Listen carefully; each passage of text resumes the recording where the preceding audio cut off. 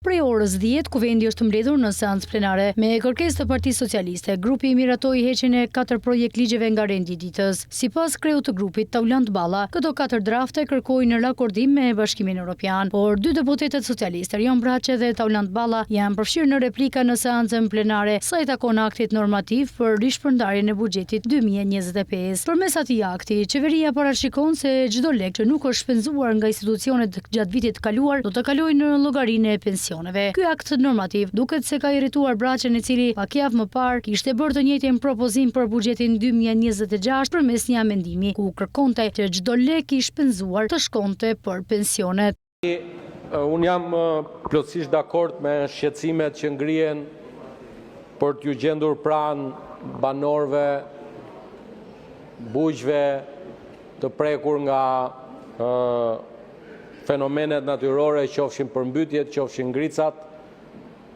Jam informuar, sikur se të gjithë jemi informuar, që qoftë qeveria qendrore, qoftë ato vendore, po bëjnë vlerësimin kudo në territor të këtyre dëmeve, por sa i përket aktit normativ të cilin po shqyrtojmë, besoj që e din të gjithë, akti normativ nuk mund të ndryshohet dot sot.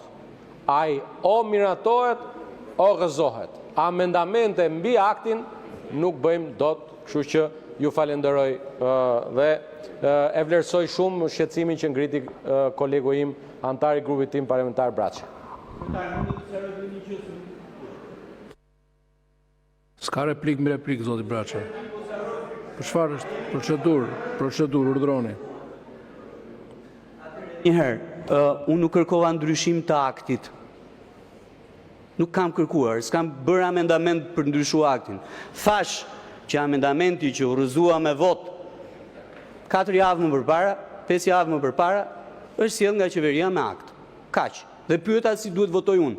Atëherë votova pro, të gjithë votuan kundër, sot çfarë duhet bëhet? Votoj kundër? Kjo është e para. E dyta që është shumë e rëndësishme, në qoftë se nga 30 miliard që është deficiti pa realizuar, këtë thash, dhe ky është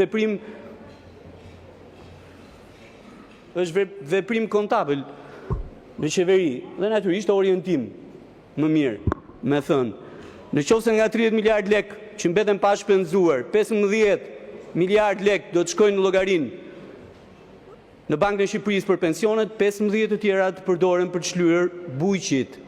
Bujqit është një ekonomi e tërë e dëmtuar që nuk mund vazhdoj më tutje pa para.